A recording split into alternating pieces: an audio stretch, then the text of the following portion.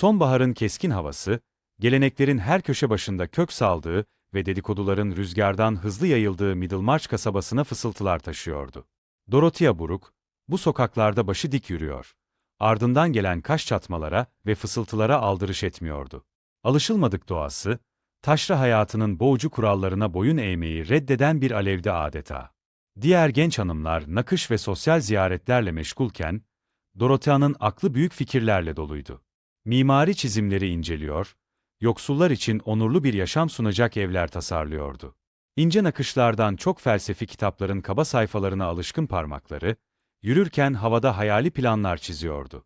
Ağaçların sonbahar renklerine büründüğü bir sabah, Dorothea Middlemarch'ta bomba etkisi yaratan bir haber patlattı. "Bay Kazubo'nun evlenme teklifini kabul ettim," dedi. Sesi sakin ama gözleri heyecanla parlıyordu. Bu sözler, ailesinin şaşkın zihinlerine yavaşça sızan bir sis gibi havada asılı kaldı. Dorothea'ya kur yapan Sir James Chatham, yıldırım çarpmışa döndü. Yüzü bembeyaz kesildi. Dengesini korumak için bir sandalyeye tutundu. "Kazubon mu?" diye kekeledi. Bu isim dilinde acı bir tat bırakmıştı. Dorothea'nın kız kardeşi Silya, dehşetini gizleyemedi. "Ama Dodo," diye itiraz etti. Birden çok yerinde duran çocukluk lakabını kullanarak. "O çok yaşlı." Yaşlı kelimesi, dile getirilmeyen endişelerle ağırlaşarak aralarına çöktü. Amcaları ve vasileri Bay Buruk, seyrelmiş saçlarını karıştırarak, yüzünde çelişkili duygularla, "Pekala, pekala," diye mırıldandı. "Madem istediğin bu, canım." Onay sözleri, paslı bir çeşmeden akan su misali gönülsüzce döküldü. Ancak Dorothea onların tepkilerini görmüyordu bile, zihni hayal ettiği geleceğe doğru koşuyordu.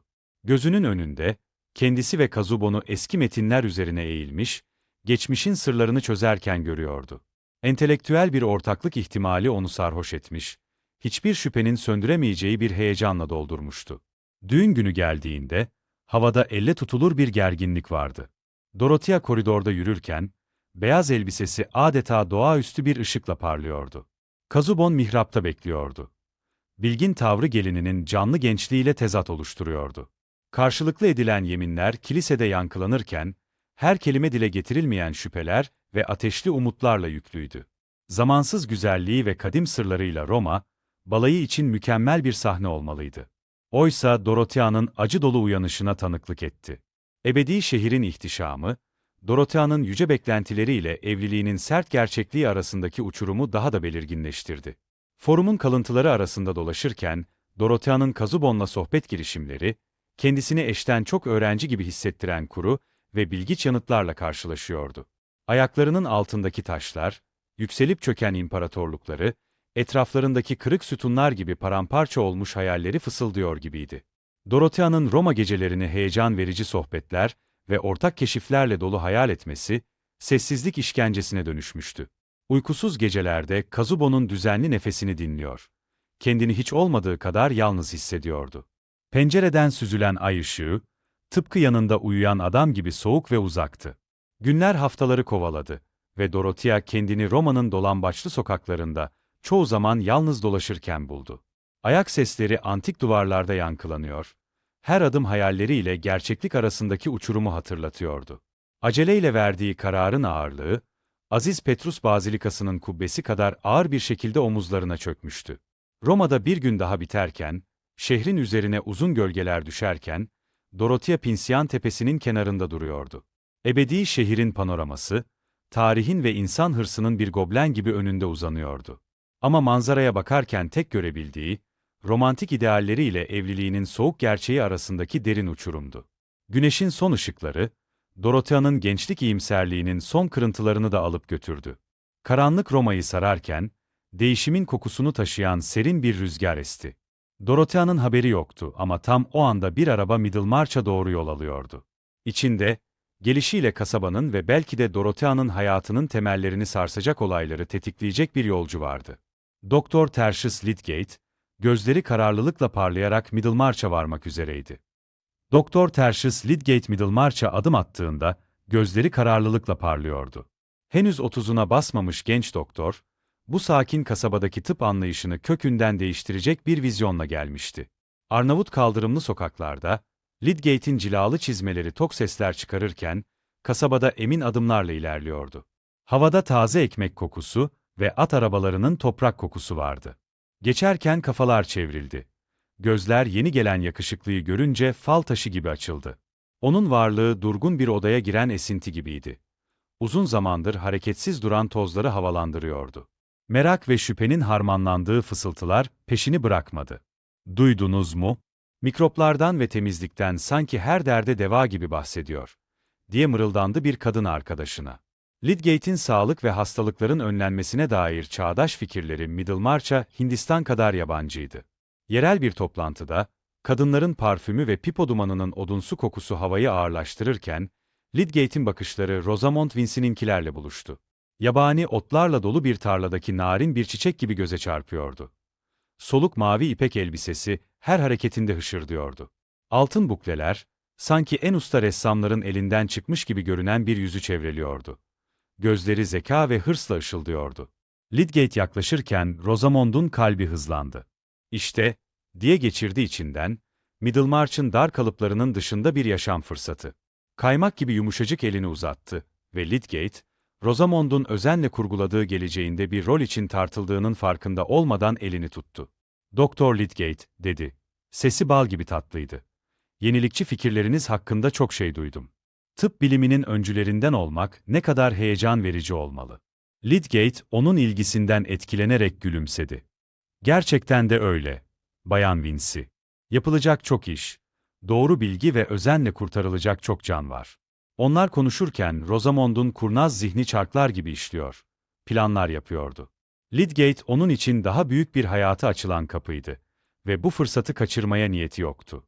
Bu sırada, şehrin öbür ucunda, Bay Brooke'un çalışma odası yeni fikirlerin enerjisiyle dolup taşıyordu.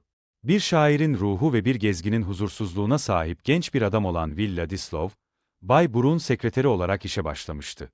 Onun varlığı, Middlemarch'ın durgun yaşamına canlı bir renk katmış, bohem tavrı ve alışılmadık düşünceleri yerel siyasetin durgun sularında dalgalar yaratmıştı. Will kendini gençliğin coşkusuyla işine verdi. Zihni değişim olasılıklarıyla kaynıyordu. Yine de, yerel yönetimin ince ayrıntılarına dalmış olsa bile, içinde bir parça daha fazlasını, ulaşılamaz gibi görünen belirsiz bir şeyi arzuluyordu. Bu özlemin yanıtı, Dorothea'nın Roma'dan dönüşüyle geldi. Arabadan inerken etrafında bir hale varmış gibi görünüyordu. Gözleri gördüğü harikalarla ışıl ışıldı. Onu uzaktan gören Will, sanki dünya birden altüst olmuş gibi hissetti. İlk karşılaşmaları, çakmaktaşı ve çeliğin buluşması gibiydi ve zihinsel bir coşkunun kıvılcımını ateşledi. Kelimeler aralarında bir nehir gibi akıyor. Fikirler baş döndürücü bir hızla gidip geliyordu. Dorothea, Will'de kendi bilgi ve reform tutkusuna denk bir ruh buldu. Will için Dorothea bir keşifti. Hayran olduğu sanat kadar derin ve güzel bir zihin. Bahçelerde yürürken, derin bir sohbete dalmışlardı. Sanki dünyanın geri kalanı yok olmuştu. Güllerin tatlı kokusu, yeni sürülmüş toprağın kokusuna karışıyor ve duyularını coşturan baş döndürücü bir parfüm yaratıyordu. Will, gözlerini Dorothea'nın canlı yüzünden ayırmadan, "Roma'daki deneyimleriniz gerçekten sizi değiştirmiş olmalı," dedi. Dorothea'nın gözleri heyecanla parlıyordu. Will, sanki canlı, nefes alan bir sanat eserinin içine girmek gibiydi. Tarih, kültür, insanoğlunun başarıları. Gözlerimi öyle açtı ki. İkisi de Kazubo'nun pencereden izlerken yüzüne düşen gölgeyi fark etmedi.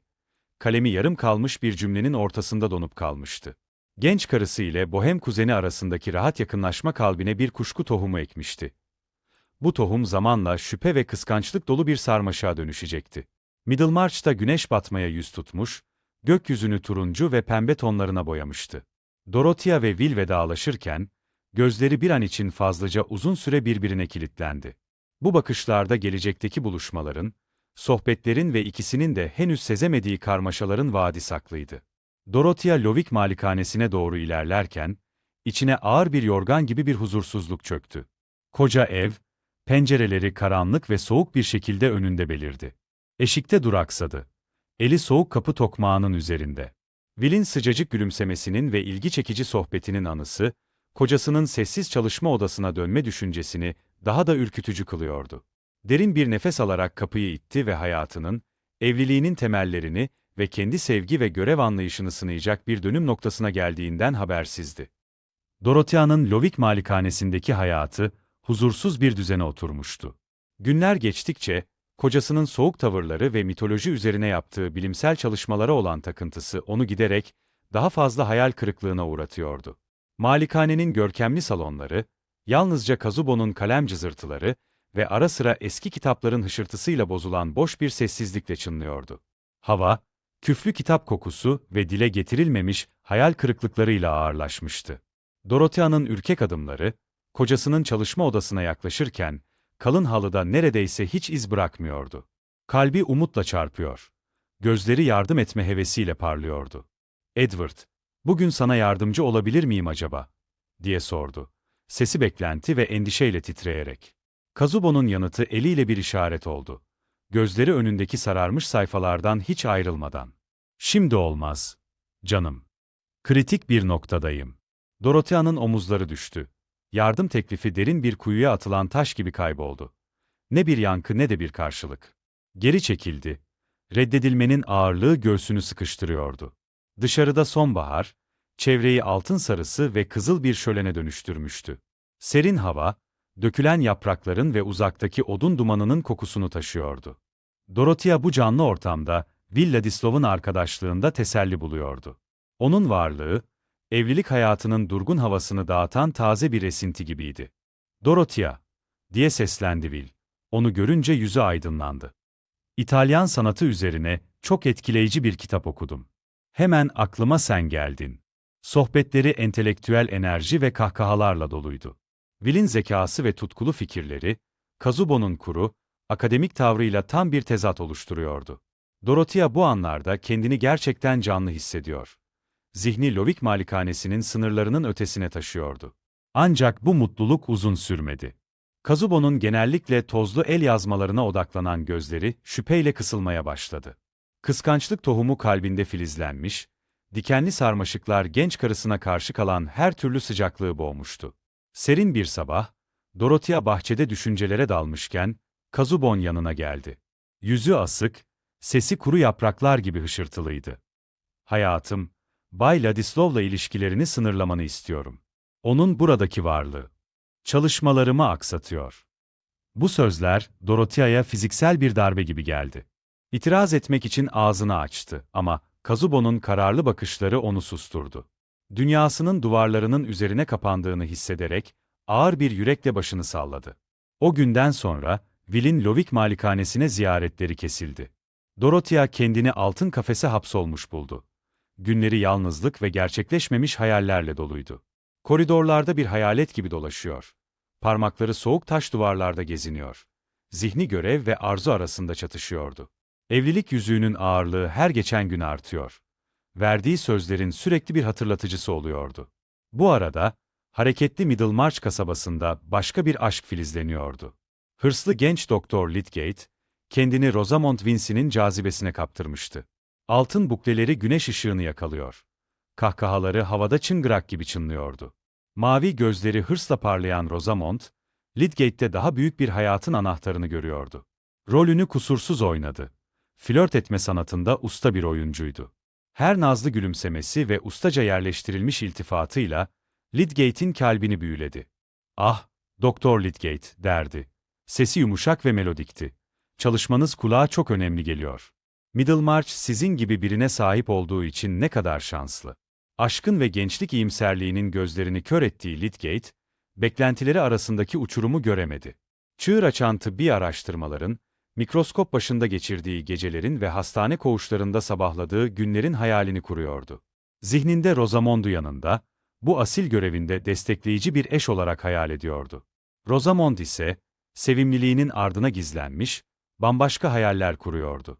Gösterişli partiler, şık elbiseler ve Middlemarch'ın taşra sıkıcılığından uzak bir hayat hayal ediyordu. Lydgate'de kendini adamış bir doktor değil, sosyal yükselişi için bir fırsat görüyordu. Kışın ilk kar taneleri düşmeye başlayıp Middlemarch sokaklarını yumuşak beyaz bir örtüyle kaplarken, Lydgate diz çöktü. Elindeki yüzük ateş ışığında parlıyor. Gözlerinde umut ışıldıyordu. Rosamond'un sevinçli evet iyi kaderlerini mühürledi ve hayatlarını ikisinin de tahmin edemeyeceği şekillerde değiştirecek bir dizi olayı başlattı. "Evet, ah evet," diye haykırdı Rosamond. Gözleri sevinç ya da belki de zafer gözyaşlarıyla parlıyordu. Lydgate onu kollarına aldı. Kalbi aşkla ve birlikte kuracakları geleceğin hayalleriyle dolup taşıyordu. Melek gibi görünüşünün altında, demir gibi bir irade ve ilişkilerinin temellerini sarsacak beklentiler yattığını bilmiyordu. Yeni nişanlı çift mutluluklarının tadını çıkarırken, ufukta görünmeyen ve fark edilmeyen bir gölge belirdi. Kentin öbür ucundaki mütevazı bir evde, Rosamond'un kardeşi Fred Vincy yatağında kıvranıyordu. Alnı terden sırılsıklam olmuş, nefes almakta zorlanıyordu. Saat gece yarısını vurduğunda, acı dolu bir inilti çıkardı. Dünyası Middlemarch sakinlerinin iç içe geçmiş hayatlarına şok dalgaları gönderecek beklenmedik ve şiddetli bir hastalıkla alt üst olmak üzereydi. Rosamond'un erkek kardeşi Fred Vincy, 24 yaşında, hayatında henüz bir yön bulamamış genç bir adamdı. Beklenmedik ve ağır bir hastalık, dünyasını alt üst etmek üzereydi. Middlemarch sokaklarında, Fred'in tifoya yakalandığı haberi yayıldıkça, fısıltılar ve endişeli bakışlar dolaşmaya başladı. Genellikle günlük hayatın sakin akışıyla yaşayan kasaba, şimdi nefesini tutmuş, genç adamın durumuyla ilgili gelişmeleri bekliyordu. Gardların evinde Mary'nin yüreği sıkıştı. Fred'i düşünürken elindeki tamir işine ara verdi. Pencereden süzülen güneş ışığı, içindeki karanlık düşüncelerle tezat oluşturuyordu. Fred'i gözünün önüne getirdi. Her zamanki çocuksu gülümsemesinin yerini acı dolu bir ifade almıştı ve bu görüntü içini acıtıyordu. Mary. Bay Featherstone'un hırıltılı sesi Mary'nin hayallerini böldü. "Çayım nerede? Kızım." Mary, endişelerini bir kenara bırakıp yaşlı adamla ilgilenmek üzere ayağa kalktı. Ancak görevlerini yerine getirirken, aklı sürekli Fred'e kayıyordu. Bu arada Vincy'lerin evi, neşeli bir telaş yuvasından endişe dolu bir ortama dönüşmüştü. Bayan Vincy odadan odaya koşturuyor. Etekleri hışırdıyor. Her zamanki pembe yanakları solgunlaşmıştı. Bay Vincy'nin evin değişmezi olan neşeli kahkahası artık duyulmuyordu. Havada söylenmemiş korkular ve fısıldanan dualar vardı. Bu gergin atmosferde Doktor Lydgate, varlığıyla adeta temiz bir esinti gibi ilerledi. Fred'in odasına doğru yürürken, kendinden emin adımları koridorda yankılandı. Aile, gözlerinde umut ve korku karışımıyla onun geçişini izledi. Fred yatağında yatıyordu. Eski halinin sadece bir gölgesiydi. Genellikle gençlik ve canlılıkla parlayan teni, şimdi solgun ve kuruydu. Alnında ter tanecikleri vardı. Her biri yükselen ateşin bir kanıtıydı. Sayıklaması içinde, sesi çatlak ve zayıf bir şekilde seslendi. Mary.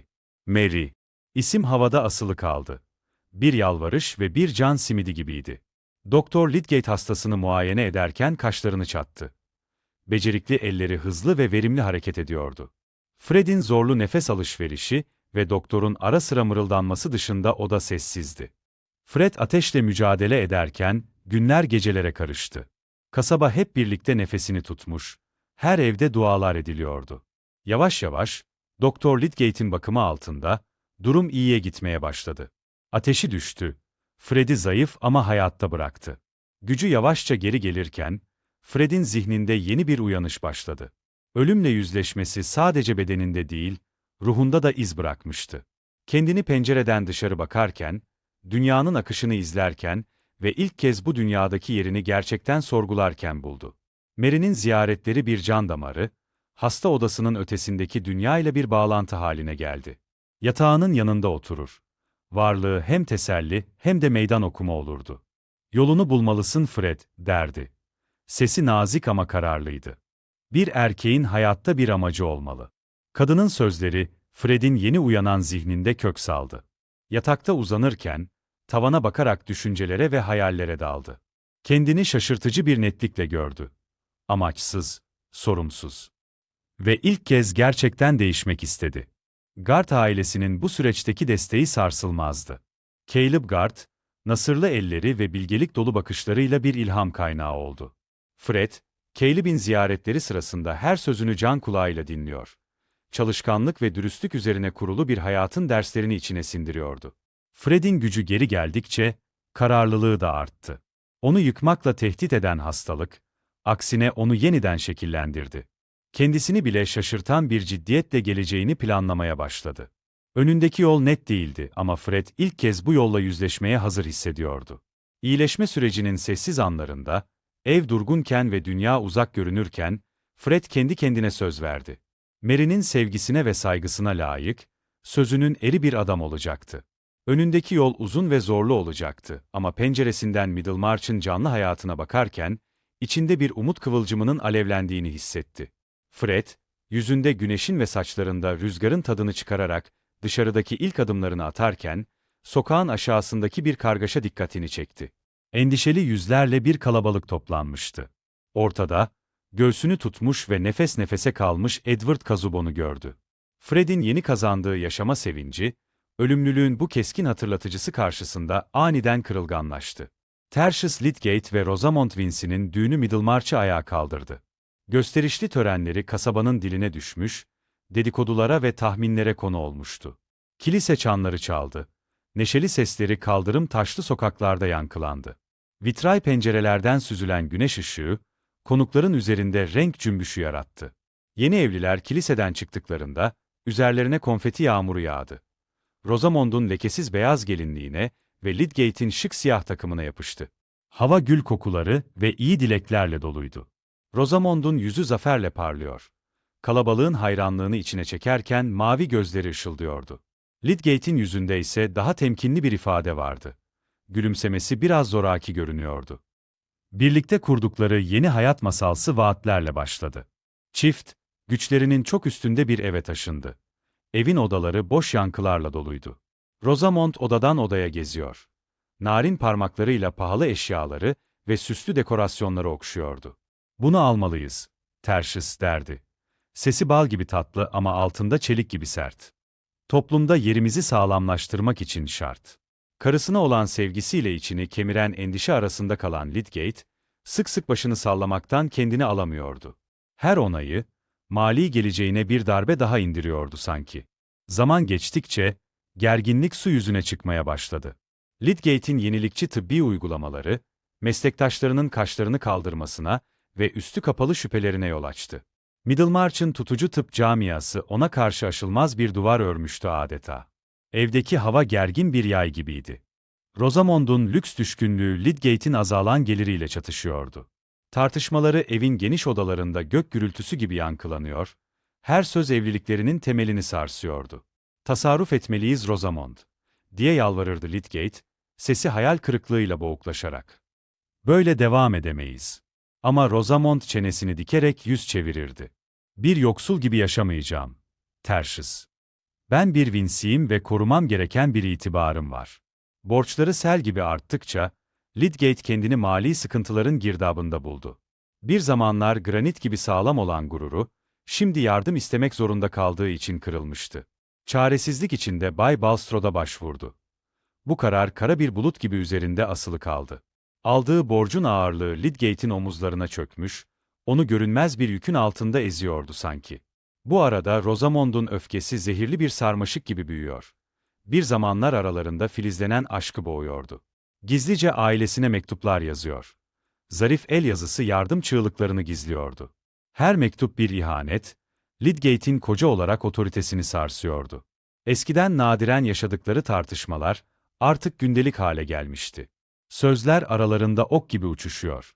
Her biri tam hedefi buluyordu. "Bana rahat ve saygın bir hayat vaat etmiştin," diye hıçkırırdı Rosamond. Mavi gözleri yaşlarla dolardı. "Oysa kendimi, ailesine bile bakamayan bir adamla evli buldum." Yüzü endişe ve hayal kırıklığıyla gölgelenen Lydgate, "Sen de iyi günde kötü günde yanımda olacağına söz vermiştin. Şimdi, en çok ihtiyacım olduğunda bu desteğin nerede?" diye karşılık verirdi. Evliliklerindeki çatlak büyüdükçe, Middlemarch'taki fısıltılar da arttı. Dedikodular kasabada yangın gibi yayılıyor.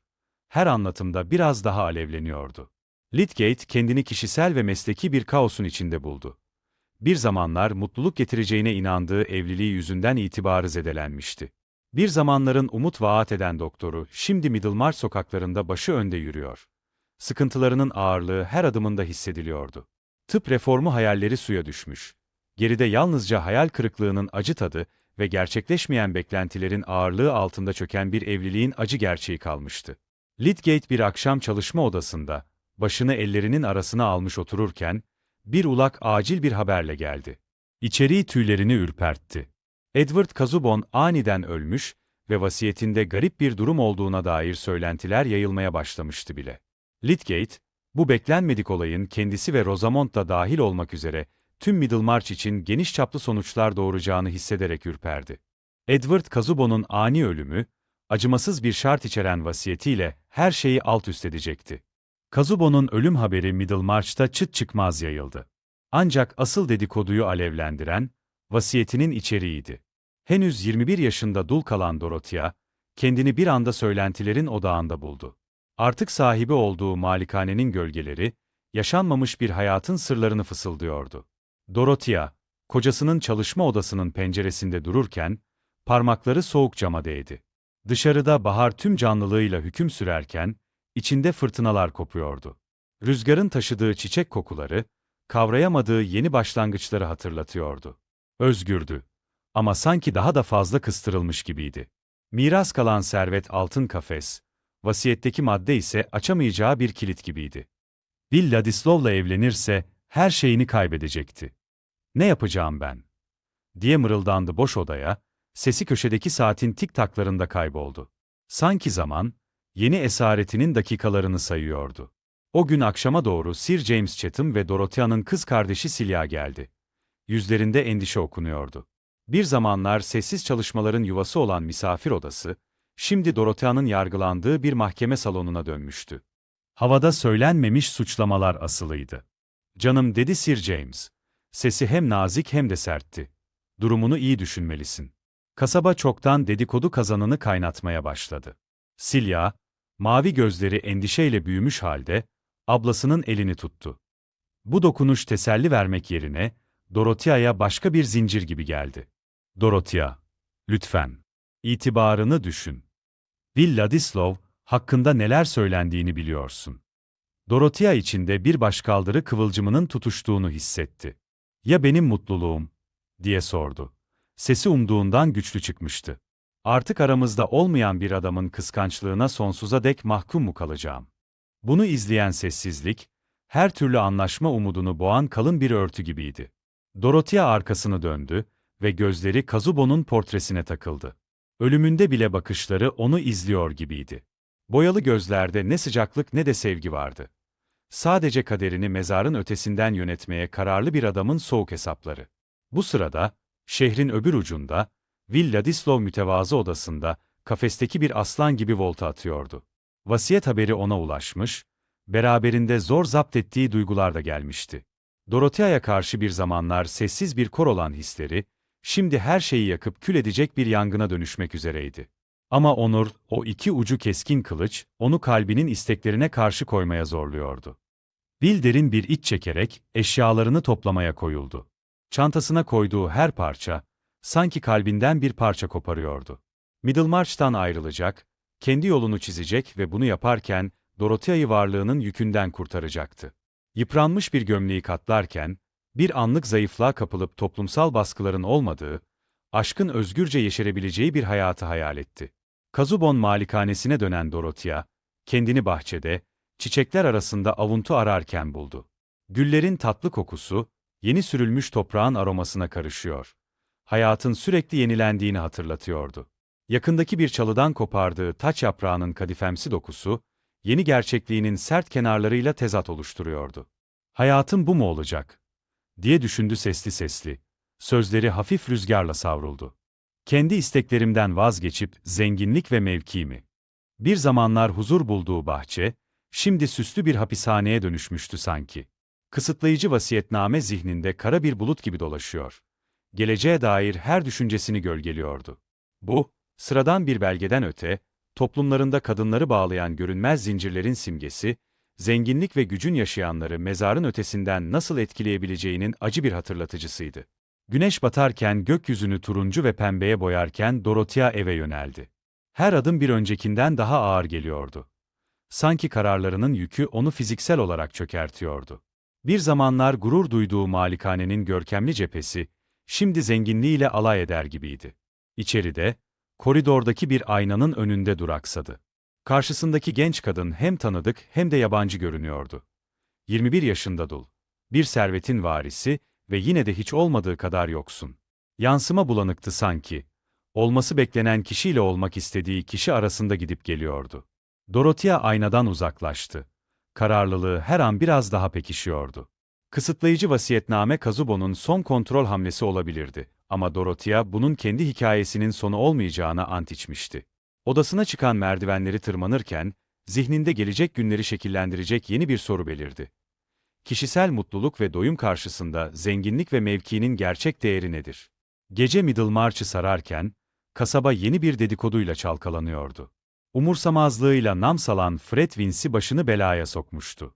Dorothea'nın kulağına gelen ödenmemiş borçlar ve ortak imzalı senet söylentileri, sadece Fred'i değil, ona yakın olanları da tehdit eden bir fırtınanın yaklaştığını gösteriyordu. Fred Vince'nin düşüncesiz davranışları onu tehlikeli bir yola sürüklemişti. Bay Gart'ın kefil olduğu bir borcu ödeyememesi, Gart ailesini mali bir çıkmaza sokmuştu. Yaptıklarının ağırlığı, Middlemarch'ın tarlalarını kaplayan sabah sisi kadar yoğun ve bunaltıcı bir şekilde havada asılı duruyordu. Mary Gart pencere önünde durmuş, parmaklarıyla soğuk camın üzerinde anlamsız şekiller çiziyordu. Babası Caleb'in, görünmez bir yükün altında ezilmiş gibi, avluda yorgun adımlarla yürüyüşünü izledi. Olası bir yıkımın gerginliğini, yıpranmış yüzüne derin çizgiler kazımıştı. Bu manzara Mary'nin yüreğini burkuyordu. Gözlerini kapadı. Fred'in başarısızlığını itiraf ettiğinde yüzünde beliren kederli ifadeyi zihninden uzaklaştırmaya çalıştı ama nafileydi. Bir zamanlar sıcaklığın ve kahkahaların yuvası olan Gardların evi, şimdi dile getirilmemiş endişelerle doluydu. Döşeme tahtalarının her gıcırtısı, sanki ödenmemiş borçları ve sarsılmış güveni fısıldıyordu. Hava korku ve hayal kırıklığı kokusuyla ağırlaşmıştı. Mutfakta Mary'nin annesi işine gömülmüş, tencere tava sesleri sessiz hıçkırıklarını örtüyordu. Kesme tahtasında sebzelerin ritmik doğranışı, belirsiz bir geleceğe doğru geri sayan bir saatin tik-taklarını andırıyordu. Bu sırada Fred, Middlemarch sokaklarında bir hayalet gibi dolaşıyor, yaptıklarının sonuçlarını düşünüyordu. Ayaklarının altındaki kaldırım taşları, zihnindeki karmaşayı yansıtırcasına düzensiz hissediliyordu. Suçluluk duygusu omuzlarına çökmüştü. Her adım neden olduğu acıyı hatırlatıyordu. Yoldan geçenler gözlerini kaçırıyor. Fısıltıları inatçı bir gölge gibi peşini bırakmıyordu. Bir zamanların umursamaz delikanlısı şimdi utancın yükünü taşıyor. Şık kıyafetleri sanki dünyadan kopuyormuş gibi üzerinde bol sallanıyordu. Güneş ufukta alçalıp gökyüzünü kehribar ve gül renklerine boyarken, Fred kendini bir yol ayrımında buldu. Önünde uzanan kolay zevk yolu tanıdık ve çekiciydi. Kolay rahatlık ve unutkanlık vaatleri fısıldıyordu. Ama sağında, daha çetin bir yol onu çağırıyordu. Sıkı çalışma ve kurtuluş yolu. Engeller ve zorluklarla doluydu ama yine de umudun solgun ışığıyla parlıyordu. Kalbi güm güm atan, avuçları terden kayganlaşan Fred kararını verdi. Titreyen elleriyle gardların kapısını çaldı. Ses sessiz sokakta yankılandı. Sanki tüm Middlemarch'ta duyuluyormuş gibiydi. Caleb kapıyı açtı. Yüzünde temkinli bir umut ifadesi vardı. "Bay Gard," diye başladı Fred. Sesi fısıltıdan biraz yüksek ve duygusallıktan titreyerek, "Çiftçiliği öğrenmek istiyorum. Her şeyi düzeltmek istiyorum." Sonraki günler Fred için bir sınav gibiydi. Bir beyefendi oğlunun yumuşak elleri nasırlaştı ve güçlendi. Her kabarcık bir onur madalyası oldu. Gün doğmadan kalktı. Horozun ötüşü yeni çalar saati oldu. Onu başarısızlık ve kurtuluş düşlerinden uyandırdı. Bir zamanlar üzerine yapışmış, şarap ve puro kokusu yerini toprak ve alın teri kokusuna bıraktı. Mary uzaktan izliyor. Kalbi çelişkili duygularla doluyordu. Fred'in çabalarından duyduğu gurur, geçmişteki hayal kırıklıklarının anısıyla çatışıyordu. Tarlada babasının yanında çalışırken, gömleği sırtına yapışan Fred'i gördü. Güneş tenini karartmış, kararlılık çehresini sertleştirmişti. Bir zamanlar bakımlı olan tırnakları şimdi toprakla doluydu. Bu da değişiminin gözle görülür bir kanıtıydı. Fred'in ailesi şaşkınlık ve inanmazlıkla karşıladı durumu. "Bir çiftçi mi?" diye haykırdı annesi. Sesi tizleşmiş, elleri telaşla çırpınıyordu. "Ama oğlum, geleceğin ne olacak?" Fred sadece başını salladı. Mary'nin hayal kırıklığı dolu bakışları azmini pekiştirdi. Çin porseleni çay fincanlarının şıngırtısı, yeni hayatının sadeliğiyle alay eder gibiydi. Haftalar ayları kovaladıkça, Fred'in dönüşümü herkes için belirginleşti. Gece lambası ışığında tarım kitaplarını inceliyor. Kaşları konsantrasyonla çatılıyor. parmakları ekim nöbeti şemalarının çizgilerini takip ediyordu. Caleb'in bilgeliğini dikkatle dinliyor. Kurak toprağın yağmuru emmesi gibi bilgiyi içine çekiyordu. Diğer çiftçilerin gözlerindeki şüphe yavaş yavaş gönülsüz bir saygıya dönüştü.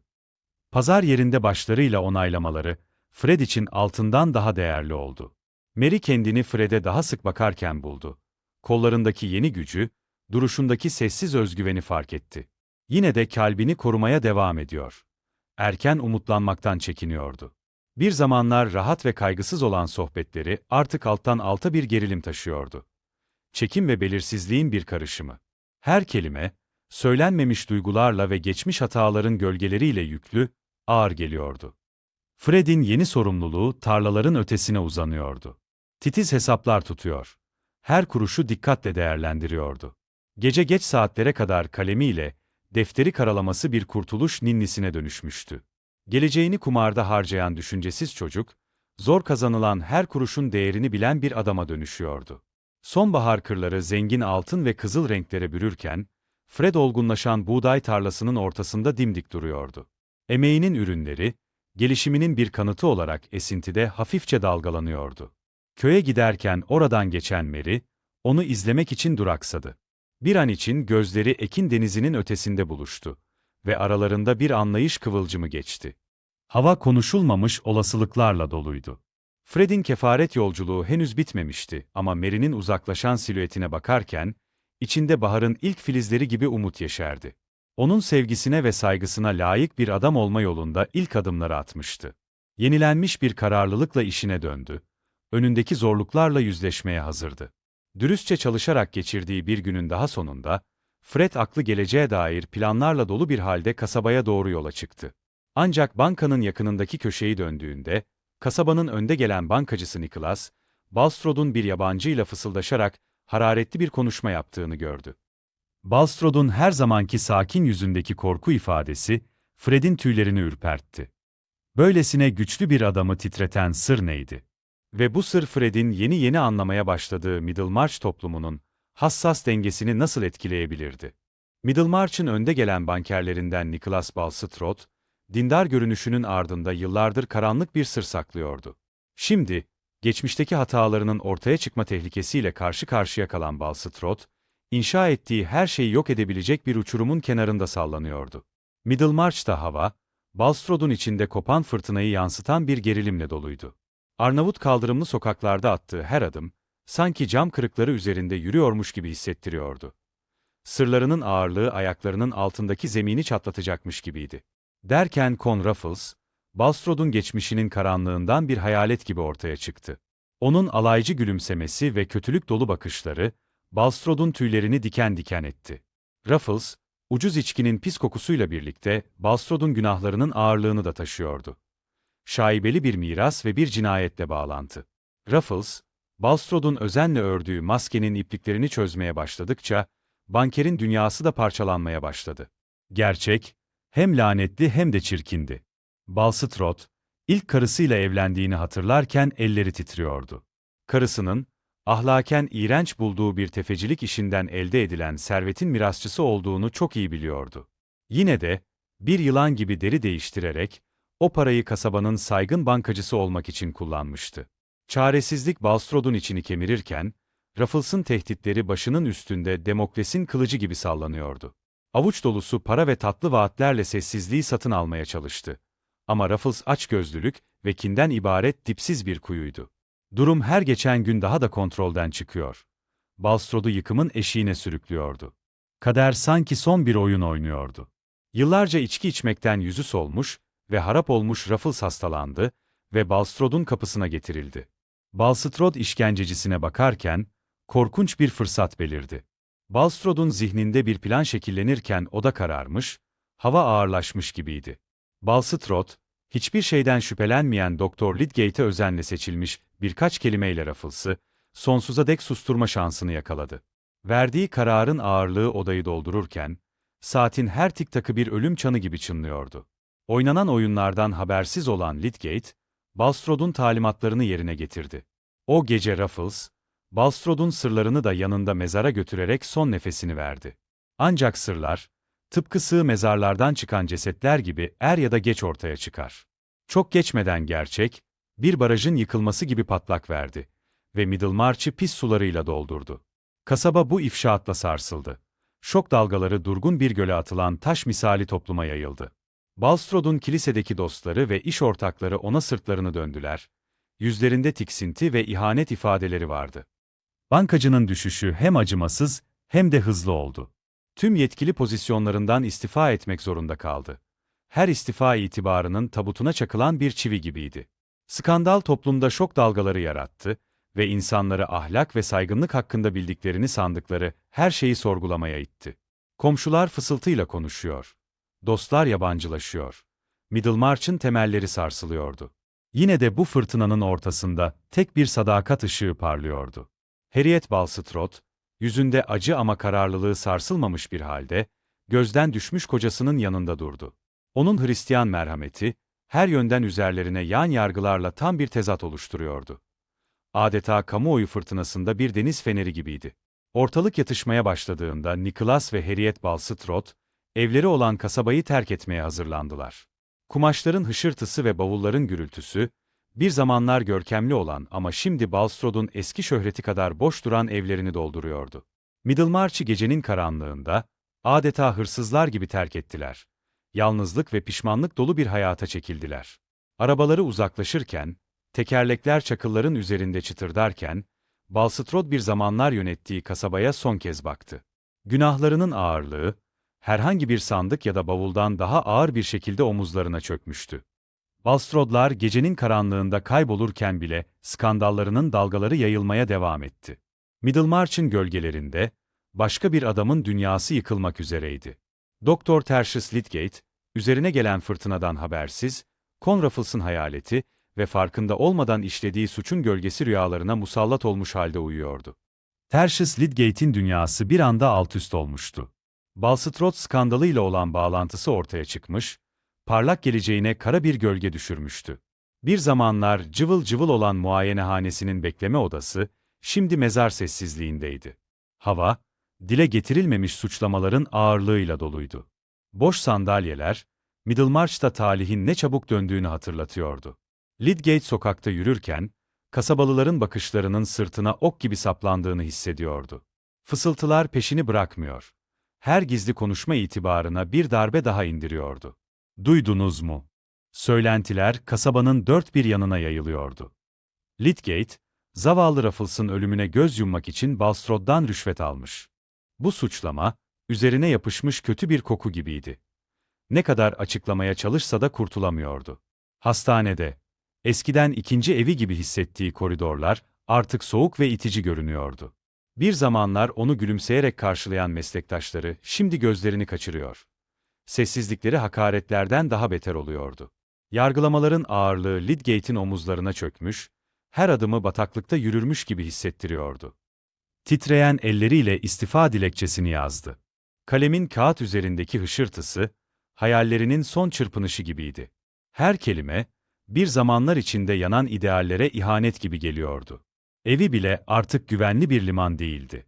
Karısı Rosamond, başarısızlığının canlı bir hatırlatıcısı olmuştu. Eskiden hayranlıkla bakan gözlerinde artık yalnızca hayal kırıklığı ve endişe vardı. Aralarındaki hava gerginlikle doluydu. Konuşmaları acı suçlamalara ve sitemlere dönüşüyordu. "Bize bunu nasıl yaparsın?"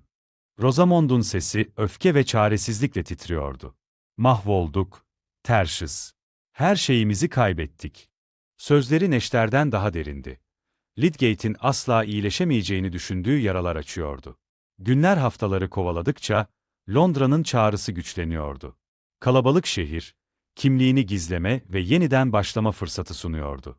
Ancak Middlemarch'ı terk etmek, yenilgiyi kabul etmek anlamına geliyordu. Ve bu düşünce Lydgate'i derin bir umutsuzluğa sürüklüyordu. Tıbbi reform konusundaki büyük hayalleri artık ulaşılmaz görünüyordu.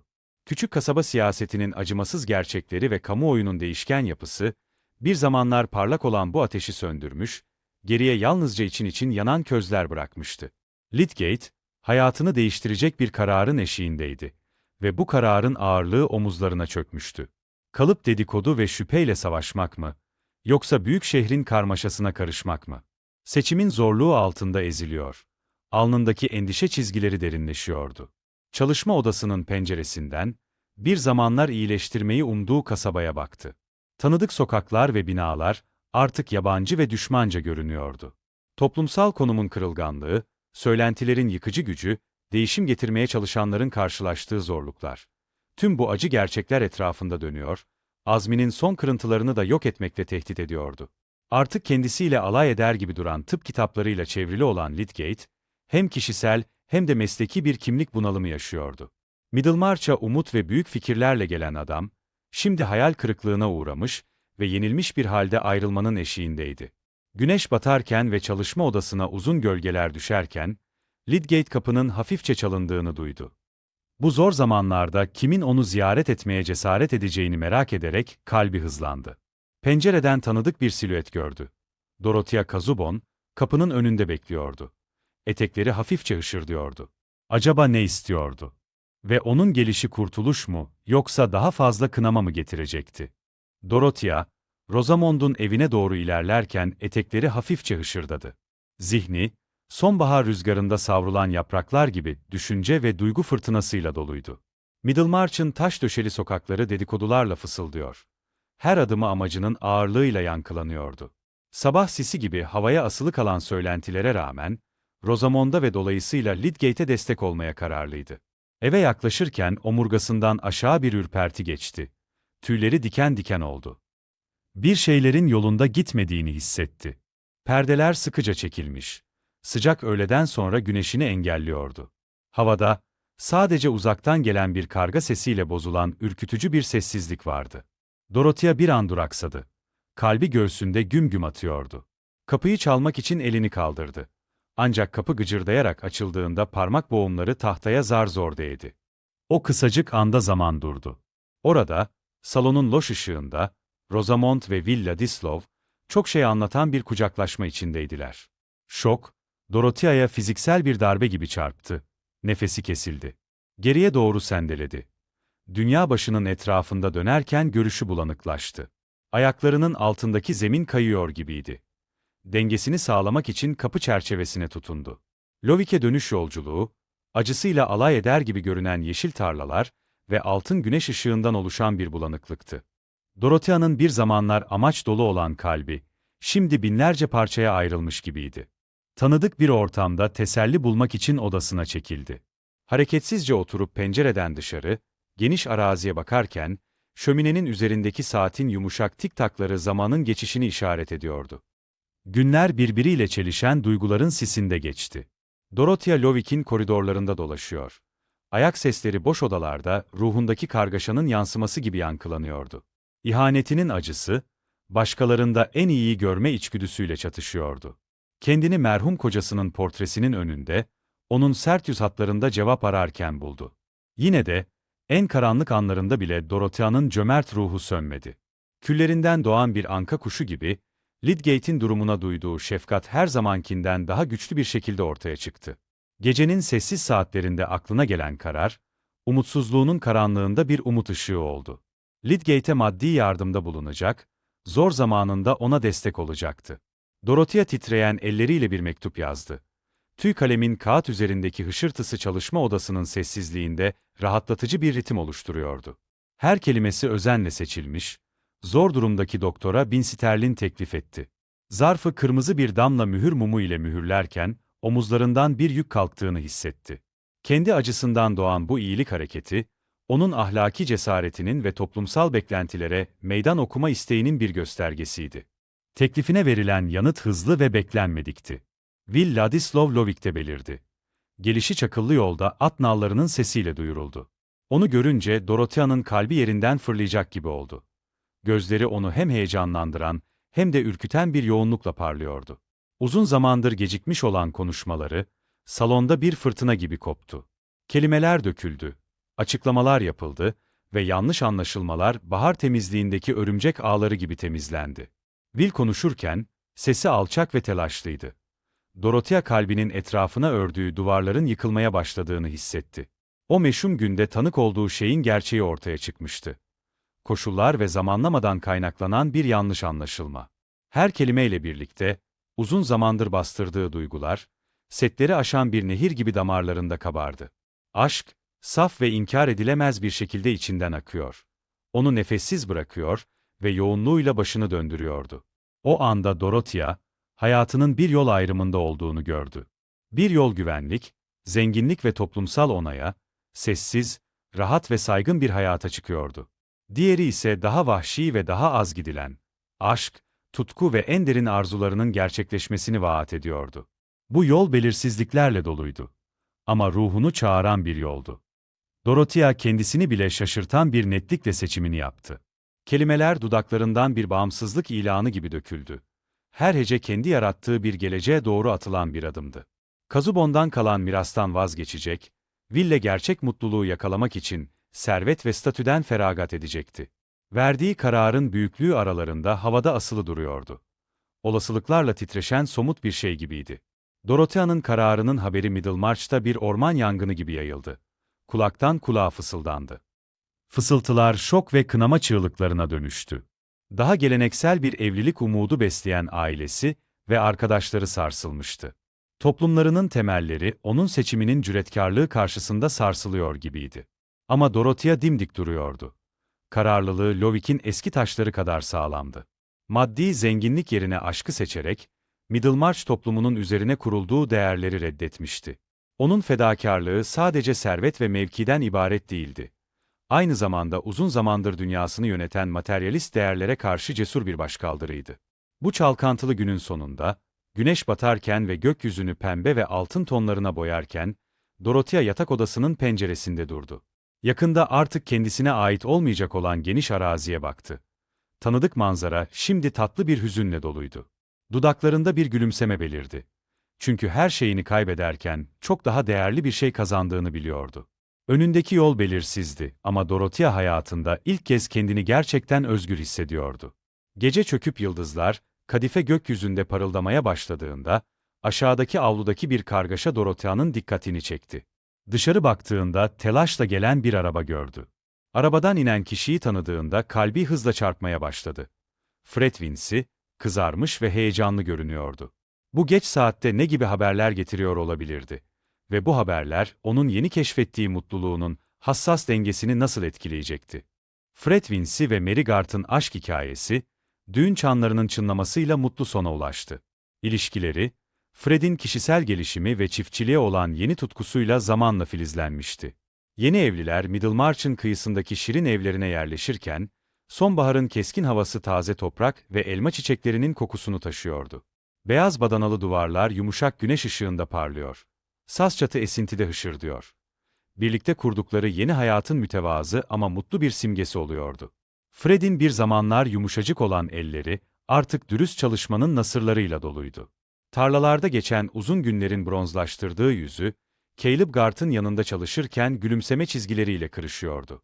Her gün yeni zorluklar ve dersler getiriyor. Fred bilgiyi bir sünger gibi emiyordu. Öğrenme arzusu kurak toprağın yağmuru olan hasreti gibiydi. Her daim pratik ve zeki olan Mary, evlerini sıcacık bir yuvaya dönüştürdü. Taze ekmek kokusu odalara yayılıyor. Kirişlerde kuruyan otların toprak kokusuna karışıyordu. Onun varlığı Fred'in ara sıra yaşadığı şüphelere merhem oluyor. Akıllıca sözleri endişelerini bir çırpıda dağıtıyordu. Kilometrelerce ötede, görkemli Freshit malikanesinde, Sir James Chatham ve Dorothea'nın kız kardeşi Celia için beklenmedik bir mutluluk yeşermişti. Bir zamanların kasvetli salonları, şimdi çocuk kahkahaları ve minik ayak sesleriyle çınlıyordu. Süslü duvar halıları ve mermer zeminler, Sir James'in Dorothea'ya olan ilk aşk acısından sonra hayal bile edemediği bir neşeye tanıklık ediyordu. Şimdi Celia'ya hayran ve minnettar gözlerle bakıyor. Onları bir araya getiren kaderin cilvelerine şaşırıyordu. Bu arada Dorothea ve Villa Dislov kendi serüvenlerine atılmış, Middlemarch'ın tanıdık ortamını Londra'nın hareketli sokaklarıyla değiştirmişlerdi. Lovik malikanesinin zenginliğinden çok farklı olan küçük daireleri enerji ve amaç doluydu. Will kendini ilerici gazeteciliğe adarken, hava mürekkep ve kağıt kokuyordu. Kalemi sosyal adalet için savaşan bir kılıç gibiydi. Dorothea'nın gözleri hayır işlerine devam ederken tutkuyla parlıyor. Şanssız insanlar için umut örüyordu. Çiftin maddi sıkıntıları birlikte yürüdükleri ince bir ip gibiydi. Her adım dikkatli ama heyecan vericiydi. Ortak idealleri ve birbirlerine duydukları derin sevgi, tökezlediklerinde onları tutan bir güvenlik ağı oluyordu. Cüzdanlarındaki bozuk paraların şıngırtısı seçtikleri yolu hatırlatıyordu. Ancak ortak amaçlarının zenginliği her türlü maddi eksikliği gölgede bırakıyordu. Middlemarch'ta, Tertius Lydgate ve Rosamond eşyalarını toplarken, kasabada soğuk bir değişim rüzgarı esiyordu. Bir zamanlar umut dolu olan evlilikleri, artık her an kırılabilecek narin bir vazo gibiydi. Büyük bir şehirde yeni bir başlangıç ararlarken, evlerindeki hava söylenmemiş sözler ve boğulmuş hayallerle ağırlaşmıştı. Yeni çevrelerinde, Lydgate bir hekim olarak orta halli bir başarı yakaladı. Maharetli elleri birçok kişiye şifa dağıttı. Yine de, hastalar arasındaki sessiz anlarda, vazgeçtiği araştırma hayalleri onu rahatsız ediyor. Zihninde sürekli bir "ya olsaydı" fısıltısı yankılanıyordu. Her zamanki gibi güzel olan Rosamond, bir fanusun içine hapsolmuş, kanatları içinde bulunduğu koşulların camına çarpan bir kelebek gibiydi. Şehrin ışıltılı görüntüsü, sadece bir zamanlar parlak olan umutlarının üzerindeki gölgeyi vurguluyordu. Nicholas Bulstrode ve Harriet, Middlemarch toplumunun yargılayıcı bakışlarından kaçarak, meraklı gözlerden uzak sakin bir yaşamda huzur arıyorlardı. Günlerini dua ve tefekkürle geçirirken, geçmişte yaptıklarının ağırlığı omuzlarına çökmüştü. İncil sayfalarının hışırtısı ve tövbe dualarının yumuşak mırıltısı hayatlarının müziği oldu. Her biri ulaşılamaz görünen bir huzurun peşindeydi. Gart ailesi Middlemarch'ın değişmez direği olmayı sürdürdü. Caleb'in dürüst iş ahlakı ve Mary'nin sağduyusu, değişim ve belirsizlik zamanlarında topluma yol gösteren bir pusula gibiydi.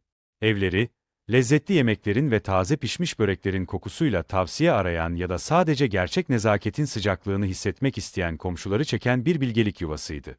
Bir zamanlar rüzgarda savrulan bir yaprak kadar kararsız olan Bay Brook, ailesini ve toplumunu etkileyen değişim dalgalarının kendisini de dönüştürdüğünü fark etti. Mülkünün sorumluluğunu yeni bir kararlılıkla üstlendi. Yerel siyasete katılımı artık bir heves değil, ciddi bir çabaydı. Görünüşe göre yaşlı kurt yeni numaralar öğrenmişti. Sözü artık kasaba toplantılarında ağırlık taşıyor ve kararları geçici heveslerden ziyade dikkatli değerlendirmelerle şekilleniyordu. Yıllar geçtikçe, bu Middlemarch sakinlerinin hayatları iç içe geçmeye devam etti. Seçimleri bir göle atılan taşlar gibi dalga dalga yayıldı. Her karar, her başarı ve her zorluk, toplumlarının dokusuna işleyerek insan deneyiminin renkleriyle dolu bir tablo oluşturdu. Middlemarch'ın hikayesi, tıpkı hayatın kendisi gibi, sürekli değişim, kişisel gelişim ve en küçük eylemlerin bile çevremizdeki dünya üzerinde yaratabileceği derin etkilerden oluşuyordu. Sonunda, Middlemarch'ta bir gün daha güneş batarken, Fred'in baktığı tarlalara ve Dorothea'nın bir zamanlar yürüdüğü sokaklara uzun gölgeler düşüren kasaba, insan bağının ve ruhunun kalıcı gücünün bir kanıtı olarak duruyordu. Hikayelerinin fısıltıları havada asılı kaldı ve ne kadar sıradan görünürse, görünsün her hayatın dünyayı, hem görünen hem de görünmeyen şekillerde şekillendirme gücüne sahip olduğunu hatırlattı.